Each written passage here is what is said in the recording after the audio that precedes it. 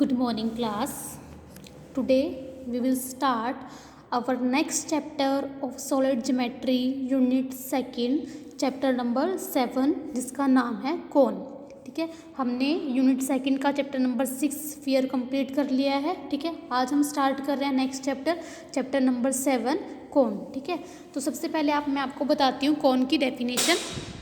कोन होता क्या है बेसिकली. देखो, आपने देखा होगा कोन इस तरह का सरफेस कोन होता है. ठीक है, आपने देखा होगा इन जनरल इस तरह का सरफेस क्या होता है, हमारे पास कोन होता है. ठीक है, ये. ठीक है, तो मैं आपको डेफिनेशन बताती हूँ कोन की.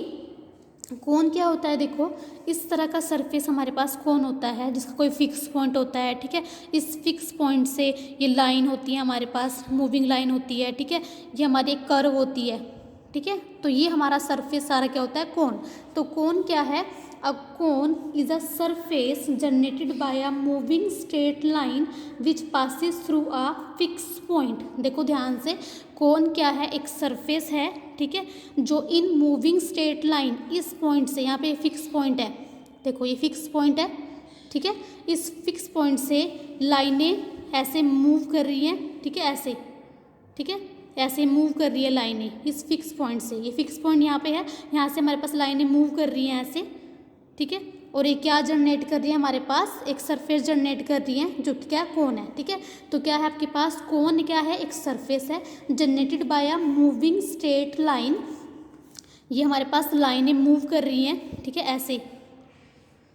ठीक है, और ये क्या बना रही है, moving straight line which passes through a fix point. इस फिक्स पॉइंट में से कि लाइनें मूव कर रही हैं. ठीक है, और ये क्या कर रही हैं, and satisfy one more condition. ये हमारे पास जो सरफेस है ये एक कंडीशन और सेटिस्फाई कर रहा है.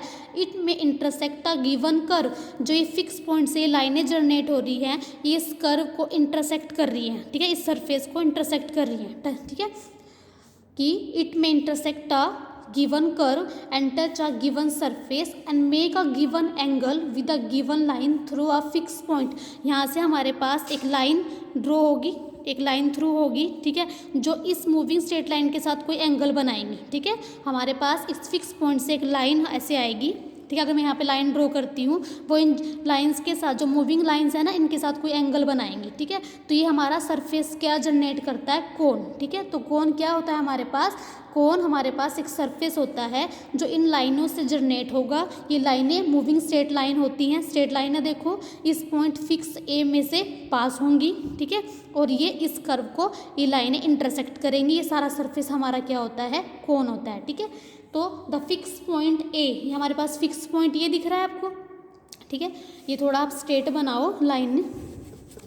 ये तो एंगल की तो बाद में बात है, वैसे मैं आपको बता देती हूँ कि यहाँ से आपके पास एक स्ट्रेट लाइन हम ड्रॉ करते हैं. ठीक है, ये स्ट्रेट लाइन, ठीक है, इस कर्व को इंटरसेक्ट करती है और इन जनरेटर के साथ कोई ना कोई एंगल बनाती है. ठीक है, वो यहाँ पे वही बात हो रही है. तो हमारे पास ये फिक्स पॉइंट ए है, इसको तो हम बोलते हैं कोन का वर्टेक्स. ठीक है, the fix point A is called the vertex and the moving straight line. जो ये लाइनें हैं ये मूविंग है, जो स्ट्रेट लाइन है ये मूविंग करती हैं. ठीक है, जो कोन बनाती है इनको हम बोलते हैं जनरेटर्स.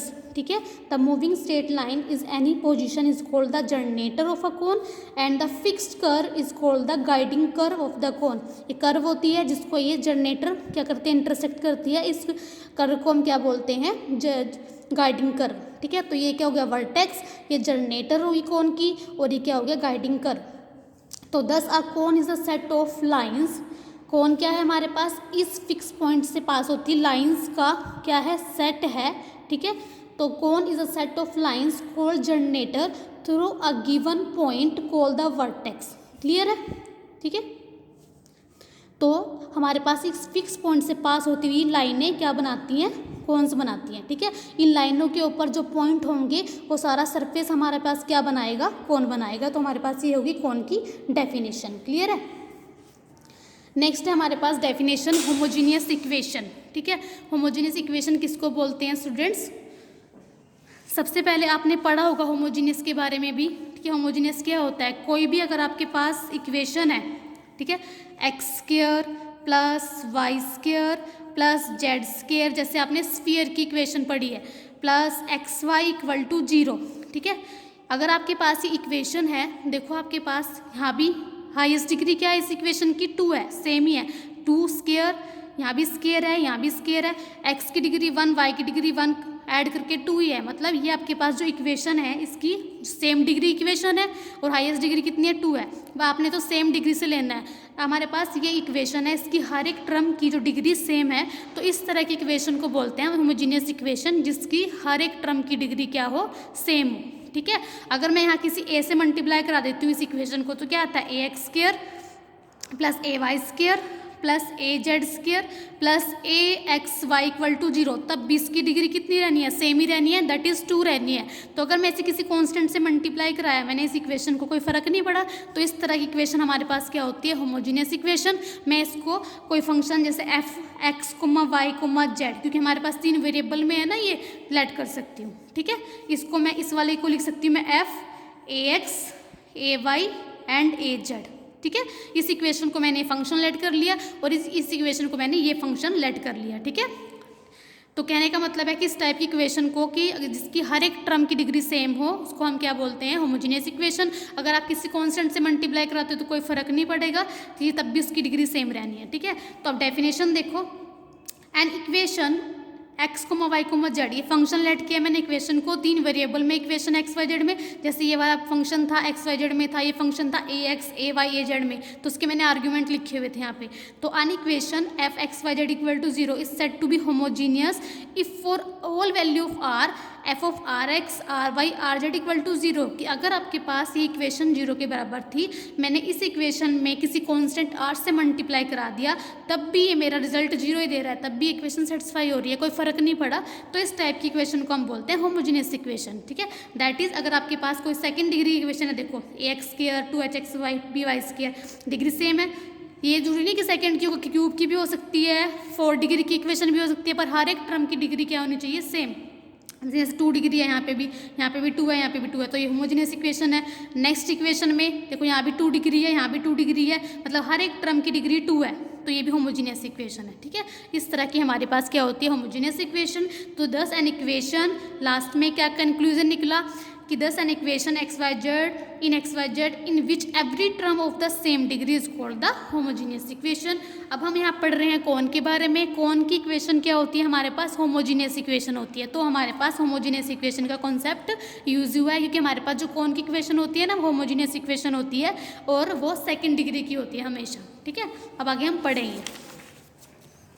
नेक्स्ट आर्टिकल है आपके पास equation of the cone with vertex at the origin. आपने इक्वेशन बनानी है किसकी, कोन की, जिसका वर्टेक्स क्या हो, ओरिजिन हो। ठीक है, तो देखो आपको दिख रहा है, कोन दिख रहा है। ठीक है, वर्टेक्स यही तो होता है फिक्स पॉइंट जहाँ से हमारे पास जनरेटिंग लाइन पास होती है, ये हमारी गाइडिंग कर्व होती है। ठीक है, तो हमारे पास एक कोन दिख रहा है आपको, उसका वर्टेक्स क्या है, ओरिजिन। उस कोन की आपने जिसका वर्टेक्स ओरिजिन है उसकी आपने इक्वेशन निकालनी है। ठीक है, तो स्टेटमेंट देखो क्या है इसकी, तो आर्टिकल का नेम हो गया, स्टेटमेंट क्या है, to prove that equation of a cone with vertex at the origin, equation of a cone जिसका वर्टेक्स ओरिजिन हो is homogeneous in x y z. Equation तो आएगी कौन की, पर कैसी आएगी, होमोजीनियस इक्वेशन आएगी एक्स वाई जेड में। ठीक है, ये आपने प्रूव करके दिखानी है। ये क्वेश्चन दोनों तरफ से आ सकता है, एक बार तो मैं लेके चलूंगी कोई कौन जिसका वर्टेक्स क्या है ओरिजिन, उसकी इक्वेशन को होमोजीनियस प्रूव करूंगी। एक बार उल्टा भी आ सकता है कि हम एक होमोजीनियस इक्वेशन लेके चलेंगे, ठीक है, वो प्रूव करेंगे कि वो एक कौन की इक्वेशन है जिसका वर्टेक्स क्या है 0। क्लियर है, दोनों तरफ से प्रूव करेंगे। तो सबसे पहले मैं लेके चलती हूँ एक कोन जिसका वर्टेक्स ओरिजिन है, उसकी इक्वेशन को होमोजीनियस प्रूव करेंगे। ठीक है, तो let the equation of a cone with vertex at the origin O be, मैंने अपनी तरफ से कंसीडर कर ली कि आपके पास ये कौन की इक्वेशन है, क्योंकि मुझे पता है कि होमोजीनियस इक्वेशन इस टाइप की तो होती है। ये डेफिनेशन आपने पढ़ी है होमोजीनियस इक्वेशन की, कि अगर ये सेटिस्फाई हो रहा है तो ये भी सेटिस्फाई होना चाहिए। ठीक है, अगर ये रिजल्ट सेटिस्फाई हो रहा है तो अगर मैं इसको किसी आर से मल्टीप्लाई कराती हूँ तो रिजल्ट भी सेटिस्फाई होना चाहिए। ठीक है, तो होमोजीनियस प्रूव करने के लिए मुझे कुछ लेके चलना पड़ेगा ना इस टाइप का, तो इसलिए मैं क्या लेके चल रही हूँ कि मेरे पास ये किसकी इक्वेशन है, ये कौन की इक्वेशन है, मुझे इसको होमोजीनियस प्रूव करना है। ठीक है, तो हमारे पास एक कोन है जिसका वर्टेक्स क्या है ओरिजिन, मैंने लिया हुआ है, उसकी इक्वेशन मैंने ये लेट कर ली। ठीक है, if P x1 y1 z1 is any point on the कोन। अब जनरेटर्स हैं, जनरेटर्स के ऊपर बहुत सारे पॉइंट्स होते हैं। ठीक है, जनरेटर्स के ऊपर जो बहुत सारे पॉइंट होते हैं ये तो ये लाइनें बनाते हैं। ठीक है, क्योंकि लाइनें हैं स्ट्रेट लाइन के ऊपर बहुत सारे पॉइंट होते हैं। तो मैंने कोई पॉइंट P ले लिया, उसके कोऑर्डिनेट मैंने x1 y1 z1 ले लिए, is any point on the cone then अगर ये कौन के ऊपर कोई पॉइंट है तो कौन की इक्वेशन को सेटिस्फाई करेगा, तो x1 y1 z1 इसको सेटिस्फाई कर जाएंगे। ठीक है, अब मेरे पास एक पॉइंट है ओरिजिन, एक पॉइंट है x1 y1 z1, p point है कोऑर्डिनेट। ठीक है, OP मेरे पास क्या है, स्ट्रेट लाइन है, तो स्ट्रेट लाइन की इक्वेशन निकाल सकते हो। ठीक है, तो equation of a generator OP की इक्वेशन निकाल सकते हो ना 2 पॉइंट फार्मूले से। क्या होता है formula, x minus x1 2 point से इक्वेशन बनाने का formula upon x2 minus x1 equal to y minus y1 upon y2 minus y1 equal to z minus z1 upon z2 minus z1। तो x minus x1 upon x2 minus x1 minus 0, ऐसी y minus 0 upon y1 minus 0। ठीक है, तो ये equation आप OP generator की निकाल लोगे। ठीक है, OP जनरेटर की, क्लियर है। ठीक है, अब हमारे पास, अब देखो आपको तो ये लिख रहा होगा कि OP तो इतना है, ये मैम इसको क्यों OP बोल रहे हैं। ठीक है, आपको तो ये लग रहा होगा ना OP तो इतना इतना सा है। ठीक है, ये पूरा पाथ है। ठीक है, पूरी लाइन है, मैं चाहे P पॉइंट यहाँ लूँ चाहे मैं यहाँ लूँ, तो मेरी मर्जी है, चाहे मैं यहाँ ले सकती हूँ P पॉइंट। ठीक है, ये पूरे जनरेटर के ऊपर कहीं भी हो सकता है। इन जनरल आपको यहाँ दिख रहा है, पर पूरे जनरेटर के ऊपर हम कहीं भी कंसीडर कर सकते हैं P पॉइंट। ठीक है, तो हमारे पास ये OP जनरेटर की इक्वेशन आ गई आपके पास। अगर इस जनरेटर के ऊपर किसी लाइन के ऊपर अगर कोई पॉइंट निकालना हो तो इक्वल टू कोई कॉन्स्टेंट लेके हम निकालते हैं, इक्वल टू R से कर लिया, तो मेरे पास इस OP जनरेटर के ऊपर एक पॉइंट आ जाएगा जिसका नाम मैं क्या रख रही हूँ। ठीक है, तो एनी पॉइंट क्या ऑन जनरेटर OP इज, कैसे निकालते हैं, इक्वल टू कोई कांस्टेंट लेके x y z की वैल्यू कितनी आ जाएगी, x की वैल्यू rx1 ry1, y की वैल्यू z की वैल्यू rz1। ठीक है, तो मैंने इस OP जनरेटर के ऊपर एक Q पॉइंट निकाल दिया। ठीक है, O पॉइंट भी OP जनरेटर के ऊपर है, P पॉइंट भी OP जनरेटर के ऊपर है, अब Q पॉइंट भी OP जनरेटर के ऊपर ही आ गया, क्योंकि हमारे पास एक लाइन के ऊपर इन्फिनिटली मैनी पॉइंट्स होते हैं। ठीक है, तो हमारे पास एक पॉइंट और आ गया Q OP जनरेटर के ऊपर। ठीक है, अब देखो हमारे पास जो Q पॉइंट है वो OP जनरेटर के ऊपर आया है। ठीक है, ठीक है, और जनरेटर ही तो कौन बनाती है। ठीक है, जनरेटर ही तो कौन बनाती है, तो इसका मतलब है कि क्या वो पॉइंट है कौन की इक्वेशन को सेटिस्फाई करेगा।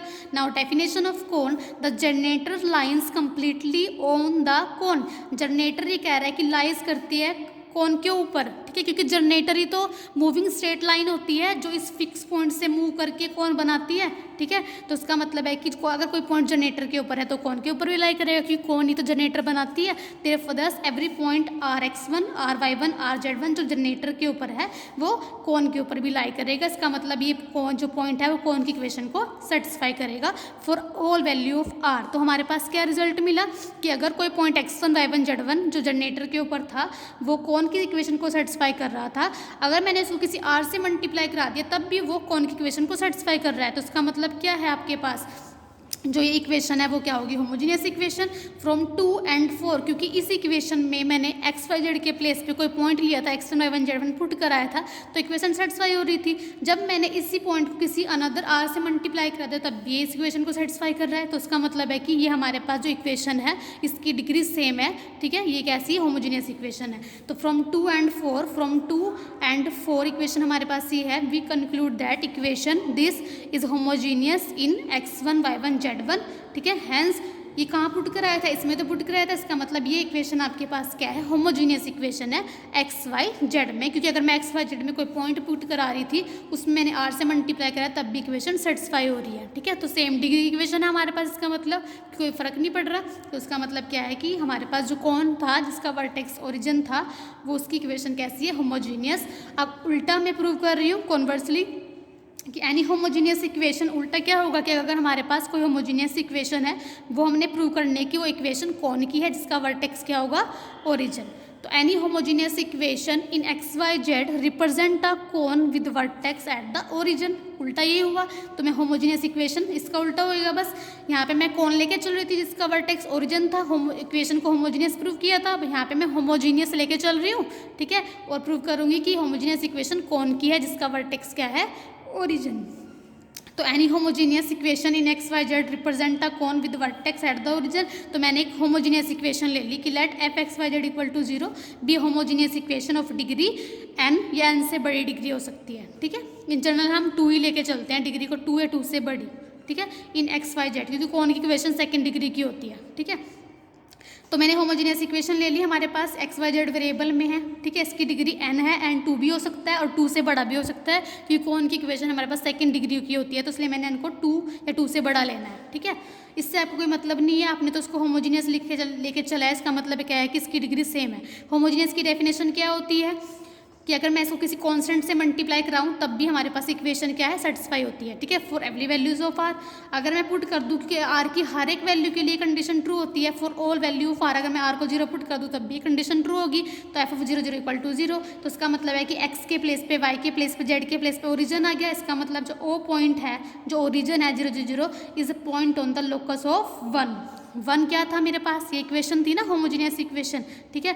तो इसको ये वाला पॉइंट सेटिस्फाई कर रहा है, तो इसका मतलब है कि ये इक्वेशन जो पाथ बना रही है, ठीक है, ये इक्वेशन जो पाथ बना रही है, ये हमारे पास जो इक्वेशन है ना जो पाथ बना रही है, उसके लोकस पे पॉइंट आ गया ओ, ओरिजिन 0, 0, 0, ठीक है। मतलब एक्स वाई जेड के प्लेस पे 0 0 है ना, तो एक्स वाई जेड के प्लेस पे 0 0 है, इसका मतलब ये जो पॉइंट है जो ओरिजिन, ये इसको सेटिस्फाई कर रहा है। तो इसका मतलब है इस इक्वेशन के पाथ पे, लोकस का मतलब होता है पाथ, उस लाइन पे है ये पॉइंट, ठीक है। Is a point on the locus of 1, इस लाइन के ऊपर कहीं पॉइंट है ये जिसकी इक्वेशन है, ठीक है। इस इक्वेशन पे ये कोई पॉइंट है, इसके लोकेशन पे, लोकस मतलब इसके पाथ पे, इस इक्वेशन के पाथ पे ये पॉइंट आपको मिल चुका है, ठीक है। If P x1 y1 z1 is, अब मुझे पूरा सरफेस बनाना है ना कौन का, ठीक है, तो दूसरा पॉइंट भी लेके चलूंगी।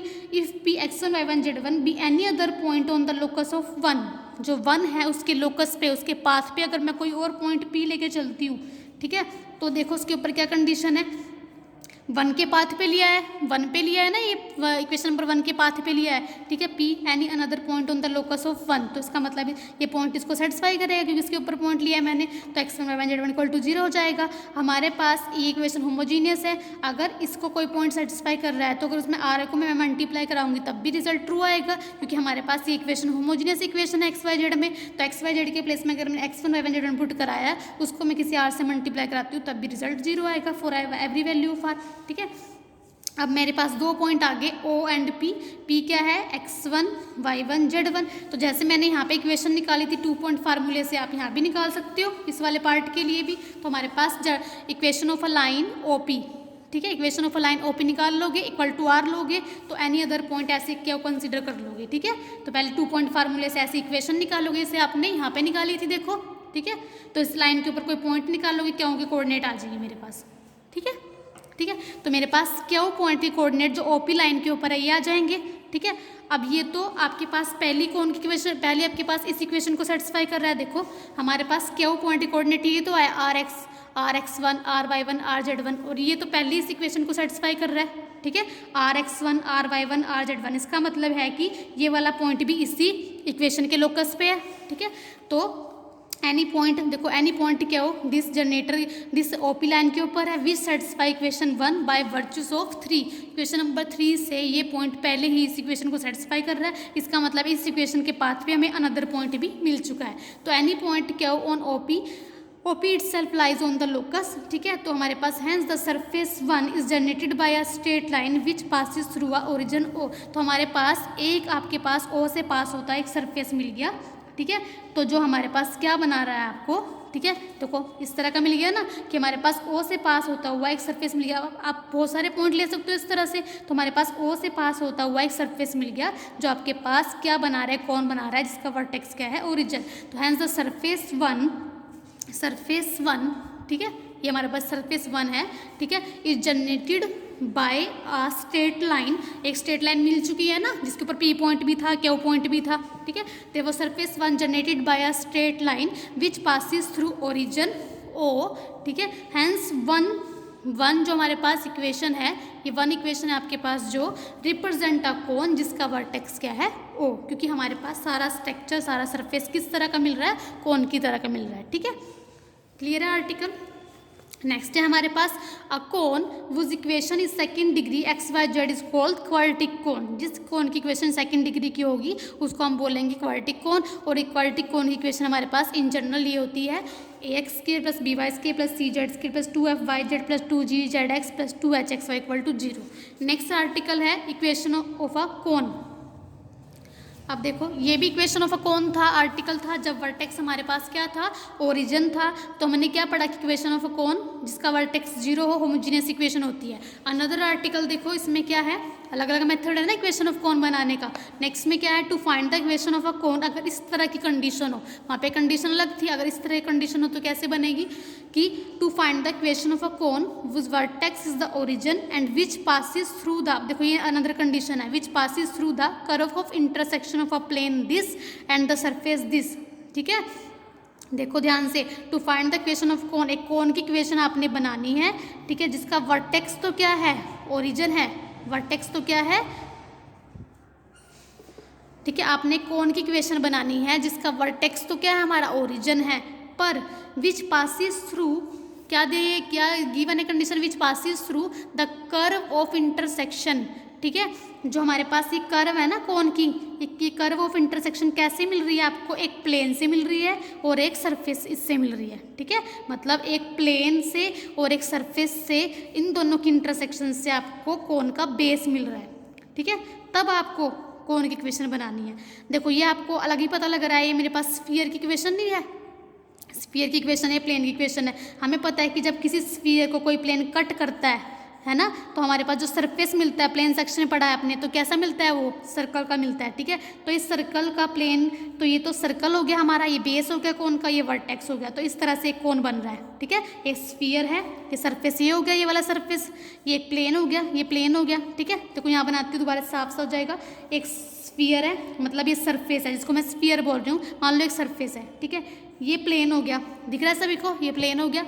इन दोनों की इंटरसेक्शन से क्या हुआ ना कि विच पासिस थ्रू द, जो कोन है ना हमारा, वो कहाँ से पास कर रहा है, intersection of plane and this surface, इन दोनों की इंटरसेक्शन हुई। ठीक है, तो हमारे पास इंटरसेक्शन के बाद जब किसी सरफेस को, इस तरह के सरफेस को कोई प्लेन कट करता है, तो उसका जो बेस मिलता है, जो सरफेस मिलता है, वो क्या मिलता है, सर्कल। ठीक है, यहाँ हमारा ओ हो गया, तो हमारा एक कोन बन रहा है, इस कोन की आपने इक्वेशन निकालनी है। ठीक है, ये बेस है, ठीक है, जो इन दोनों की इंटरसेक्शन से बन रहा है। तो कैसे बनाएंगे, देखो इक्वेशन ऑफ अ प्लेन लिखोगे। ठीक है, तो हमारे पास प्लेन की इक्वेशन है, पी को मैं अपॉन में लेके गई, इक्वल टू इधर 1 हो गया। इक्वेशन ऑफ अ सरफेस लिख ली, क्योंकि मुझे पता है कि जो हमारे पास इक्वेशन ऑफ अ कौन क्या होती है, होमोजीनियस इक्वेशन होती है ना। तो मैं इन दोनों का यूज़ करके इन दोनों से किसी भी एक इक्वेशन को होमोजीनियस बनाऊंगी।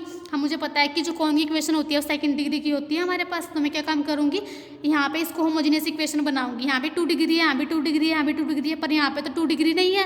तो मैं इसकी डिग्री कंप्लीट करने के लिए क्या काम करूंगी, इस 1 की वैल्यू, यहाँ पे भी देखो 1 है ना, प्लेन की इक्वेशन से मैंने पी को तो नीचे लेके गई, इस 1 के प्लेस पे सारा पुट कर दूंगी, यहाँ पे स्क्वायर करा दूंगी। ठीक है, इस 1 के प्लेस पे ये 1 वाली वैल्यू पुट कर दूंगी, और मैं इसको 1 को ऐसे भी तो लिख सकती हूँ, 1 का स्क्वायर, कोई फर्क नहीं पड़ेगा, 1 का स्क्वायर तो 1 ही होता है। तो मैं क्या काम करूंगी, 1 का स्क्वायर यहाँ पे लिख के इस 1 की वैल्यू यहाँ पुट करा दूंगी, स्क्वायर हो जाएगा। जब सिंप्लीफाई करूंगी तो मेरे पास पूरी इक्वेशन 2 डिग्री की बन गई है। ठीक है, which is a required equation of a cone, second degree की है सारी। ठीक है, सेम डिग्री की है, होमोजीनियस इक्वेशन है। हमें पता है कि कौन की इक्वेशन क्या होती है, होमोजीनियस इक्वेशन। ठीक है, नेक्स्ट हमारे पास क्या है, एग्जाम्पल है कौन के। Find the equation of a cone whose vertex is at the origin which passes through the curve this and this। देखो find the equation of a cone जिसका vertex तो क्या है, origin है, which passes through the curve this and this, जो उसका base है ना कर्व कोन का, जो हमारे पास ये कोन है उसका वर्टेक्स तो हमारे पास ओरिजिन है, जो ये बेस है, ये बेस किसकी इंटरसेक्शन है, इस प्लेन की एंड इस सरफेस की। तो वही बात है, तो हमारे पास तो given equation of a plane लिख ली एंड हमारे पास गिवन इक्वेशन ऑफ सरफेस लिख ली। ठीक है, जैसे हमने इस आर्टिकल में पढ़ा था। तो हमारे पास हम क्या काम करेंगे, हमें पता है कि जो कौन की इक्वेशन होती है वो कैसी होती है, होमोजीनियस इक्वेशन होती है एक्स वाई जेड में। तो मैं क्या काम करूंगी, डिग्री कंप्लीट करूंगी। हमारे पास, हमें पता है कि जो कौन की इक्वेशन होती है इसमें हम सेकंड डिग्री इक्वेशन होती है कौन की, हमें पता ही है। तो हमारे पास यहाँ भी 2 डिग्री है, यहाँ भी 2 डिग्री है, यहाँ भी 2 डिग्री है। डिग्री कंप्लीट करने के लिए मैं क्या काम करूंगी, इस 1 को क्या लिख दूंगी, 1 का स्क्वायर, और इस 1 की वैल्यू यहाँ ये वाली पुट कर दूंगी। तो हमारे पास ये क्या आ गई, which is the required equation of कौन, देखो होमोजीनियस इक्वेशन आई है। होमोजीनियस इक्वेशन क्या होती है, जिसकी डिग्री क्या होती है, सेम होती है, और एटलीस्ट कम से कम 2 डिग्री से हम स्टार्ट करते हैं। ठीक है, 2 डिग्री इक्वेशन आ गई। ठीक है, नेक्स्ट एग्जाम्पल नंबर 2। चलो ये मैं नेक्स्ट वीडियो में आपको कराती हूँ, क्योंकि ज़्यादा बड़ा आपके पास वीडियो बन जाएगी। तो हम यहीं पे स्टॉप करते हैं, कल हम स्टार्ट करेंगे example number 2। Thank you class.